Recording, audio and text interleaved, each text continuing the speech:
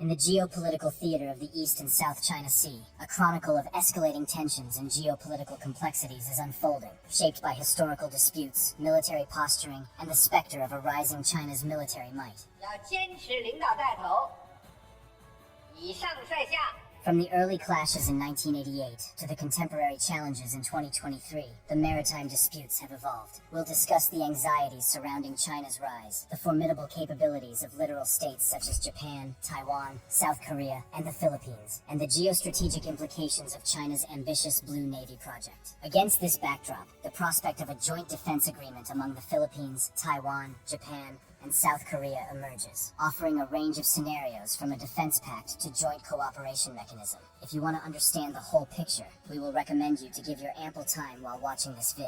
So, let us explore this issue holistically.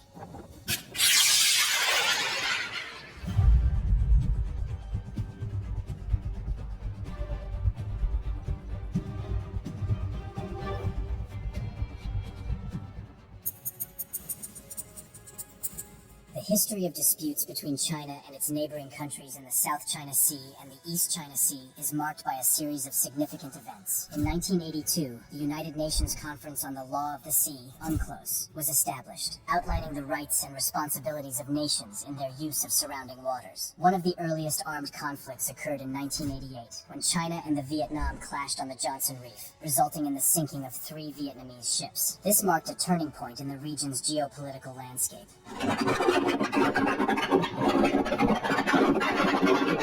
China's assertiveness continued in 1992, with the passage of the Law on the Territorial Sea subsequently, thereby laying claim to the entire South China Sea based on historical rights dating back to Han Dynasty. Tensions escalated further in 1996 during the Mischief Reef incident, where Chinese naval vessels engaged in a battle with a Philippine Navy gunboat. The following years witnessed diplomatic efforts, such as the 2002 ASEAN-China Declaration on the Conduct of Parties in the South China Sea, aimed at easing tensions and establishing guidelines for conflict resolution. The East China Sea also became a focal point of contention. In 2012, Japan and China signed a joint energy development agreement, but disputes over the Senkaku Diaoyu Islands and the Chunxiao Shirakawa field persisted. In the south, the Philippines sought international arbitration under UNCLOS to resolve its maritime disputes with China, leading to a landmark ruling in 2016 against China's claims in the South China Sea. Recent years have seen increased militarization and confrontations in the region. China's declaration of an air defense identification zone in the East China Sea in 2013, and the deployment of missiles to the Paracel Islands in 2016 raised concerns about regional stability.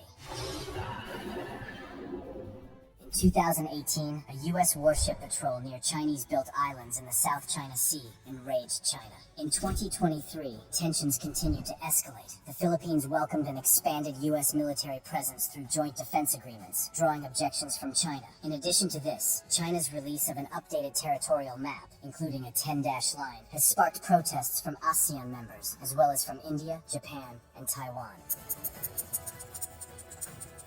The anxiety surrounding the rise of China, often referred to as the Dragon in the East, is multifaceted and prominently observed in the East and South China Sea regions. This apprehension is rooted in several factors, including China's assertive territorial claims, military buildup, and expansive maritime activities, which have led to heightened geopolitical tensions. One prominent concept that adds a theoretical perspective to this unease is the Thucydides trap, a term coined by renowned political scientist Graham Allison. It suggests that a rising power, such as China, and an existing dominant power, like the United States, are likely to engage in conflict due to the former's challenge to the established order. And Thucydides' trap is a big idea. What's this trap? What is Thucydides' trap? The big idea is that when a rising power threatens to displace a ruling power, stuff happens, bad stuff.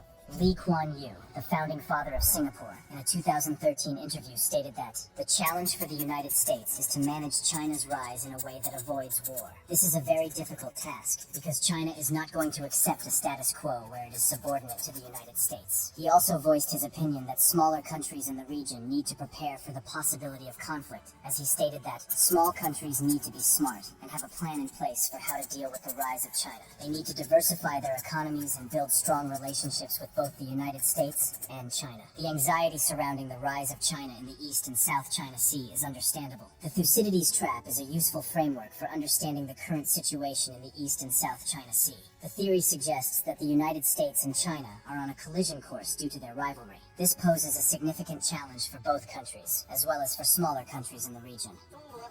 The Chinese Navy identified the relevant U.S. Navy vessel in accordance with the law and warned it to leave. The relevant actions taken by the U.S. vessel undermine China's sovereignty and security interests.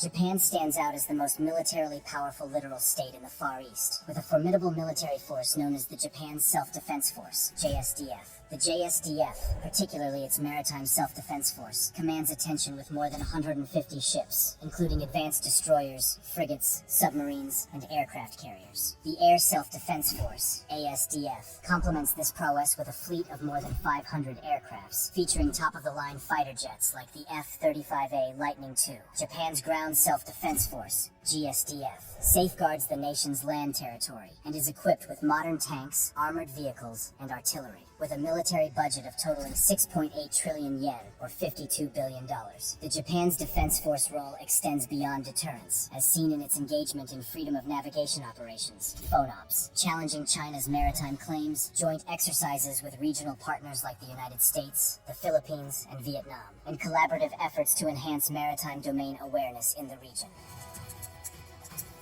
Taiwan, with its modern and well-equipped armed forces, ROCAF, holds a considerable say in the region. With a military budget of $19.4 billion in 2023, and a robust force including 169,000 active personnel, 1.66 million reserves, 474 aircraft, 1,200 tanks, and 110 warships. Taiwan's navy is a force to reckon with, boasting more than 110 ships, advanced destroyers, frigates, submarines, and fast attack aircrafts, armed with cutting-edge weaponry such as anti-ship missiles, torpedoes, and anti-submarine warfare systems. The ROCAN plays a pivotal role in Taiwan's maritime defense. The Air Force further solidifies Taiwan's military might, featuring a fleet of over 400 aircrafts, including F-16 Fighting Falcons and FCK-1 Qingkuo jets. Taiwan's military include the Hsiung Feng III anti-ship missiles and ongoing development of hypersonic weapons. Taiwan collaborates cordially with regional partners like the United States, Japan, and Australia to bolster its maritime security. South Korea is a powerful littoral state in the East China Sea arena and maintains a formidable military through the Republic of Korea Armed Forces, ROCAF, boasting the largest and most capable navy, ROKN, with more than 160 advanced ships and a well-equipped air force featuring a fleet of 600 aircraft, including cutting-edge fighter jets. The growing army, ROKA, further fortifies defense on land with a force exceeding 618,000 troops and modern weaponry. A defense budget of $43.1 billion for 2023 showcases South Korea's commitment to staying ahead of evolving security challenges. South Korea has strategically allocated resources for initiatives like the KF-21 Boramae fighter jet and plans for Lockheed Martin's F-35A and F-35B aircraft. The nation's pursuit of industrial self-sufficiency aligns with its dedication to technological advancements, positioning South Korea as a key player in shaping the region's security landscape. The Philippines is restructuring its military modernization plan to enhance territorial and coastal defense in response to escalating tensions with China. The recent collision between Chinese ships and a Philippine military supply vessel underscores the urgency. General Romeo Brawner, the Philippine Army Chief of Staff, highlights the shift's focus on safeguarding territories. We want to also bring that capability to the Philippine Army in order for us to be able to bolster our defensive posture and be able to defend our territory. The updated Horizon 3 modernization plan includes multi-role fighter jets, radars, frigates, missile systems, helicopters, and the nation's first submarine fleet. Despite budget constraints, the Philippine government has proposed a core 2024 defense budget of $4.1 billion. We have a lot more to do, and the rest of our compatriots are counting on us to keep the defense of the nation. In the historical context of maritime strategy, Alfred Thayer Mahan's influential work, The Influence of Sea Power Upon History, laid the foundation for the sea power theory in 1890s. Often referred to as the Clausewitz of the sea, Mahan categorized nations into those communicatively dependent on land and those reliant on the sea. His theory, encompassing 6 key elements, explored the maritime strength of a nation based on factors such as physical conformation, territorial extent, population size, character of the people, and government. Mahan emphasized the role of physical features, citing England and France pre-Napoleonic wars as examples. England's geographic advantages led to a maritime focus for resources, while France, rich in resources, leaned more towards internal production. In April 2023, China's naval capabilities took center stage as a carrier battle group, led by the Shandong, conducted simulated airstrikes near Taiwan, showcasing its expanding naval prowess. With the upcoming introduction of the 3rd aircraft carrier, the Fujian, equipped with catapults for extended-range fighter missions, China is committed to project its power beyond the East and South China Sea. Alongside advanced warships like the Fujian, the Chaganhu, a Type 901 underway replenishment ship, exemplifies the importance of logistical support in sustaining maritime operations far from coastal bases. China's ascent from a green water navy to one with blue water ambitions is evident in its development of over 340 warships, reflecting a desire for global maritime influence. Spanning 3 decades, China's naval transformation has made it the largest navy in East Asia. The Department of Defense reports an expected growth of China's navy from around 340 platforms to 400 ships by 2025 and 440 ships by 2030. China's objectives include addressing potential conflicts with Taiwan, controlling its near seas regions, securing commercial sea lines, challenging U.S. influence in the Western Pacific, and asserting itself as a global power with anti-access, area denial, A2AD capabilities. China's pursuit of port access, illustrated by endeavors like the construction of a naval base in Cambodia, aligns with its broader strategy to establish a more expansive global footprint. As part of initiatives like the Belt and Road, China's expanding naval presence, including facilities in Argentina and Cuba, raises concerns about geopolitical implications of China's moves. Despite official denials, strategic initiatives analyzed by the Foundation for Defense of Democracies suggest China's growing determination to secure additional naval outposts globally.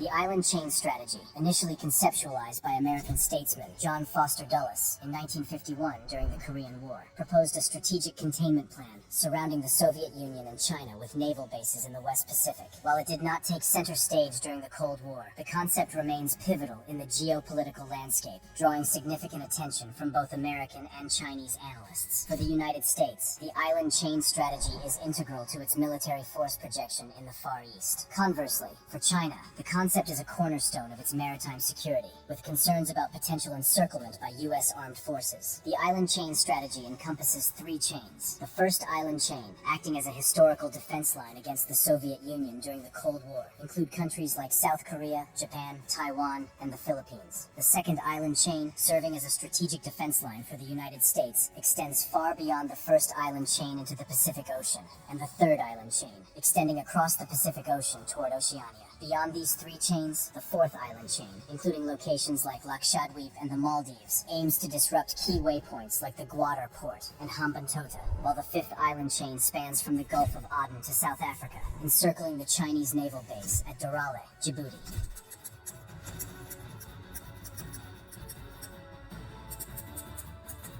Against the backdrop of escalating tensions in the East, and especially the South China Sea, a plausible scenario involves the Philippines, Taiwan, Japan, and South Korea entering a joint defense agreement with a primary focus on maritime security. This coalition, driven by shared concerns over China's assertive territorial claims, envisions collaborative efforts encompassing intelligence sharing, joint military exercises, and coordinated actions to uphold freedom of navigation. Leveraging Japan's advanced maritime capabilities, Taiwan's strategic location, South Korea's robust military, and the Philippines' commitment to defense enhancement, this coalition could aim to act as a deterrent against potential aggressive actions by the Chinese. This scenario will be more ambitious and provocative, as it would commit the 4 countries to defending each other in the event of an attack. This would require joint military planning and training, as well as mutual assistance in the event of war. This scenario is less likely than the first one, as it would be more likely to trigger a negative reaction from China. However, it is still possible, especially if China continues to take aggressive actions in the region. Recognizing the evolving landscape of modern warfare and the growing importance of cyber and space capabilities, another plausible scenario entails a joint defense agreement focusing on strategic cybersecurity and technological collaboration among the Philippines, Taiwan, Japan, and South Korea. With Japan's proficiency in cyber warfare, Taiwan's technological prowess, South Korea's innovation commitment, and the strategic position of the Philippines, this alliance could extend beyond defense to include joint research and development initiatives, ensuring the participating nations stay ahead in the technological arms race.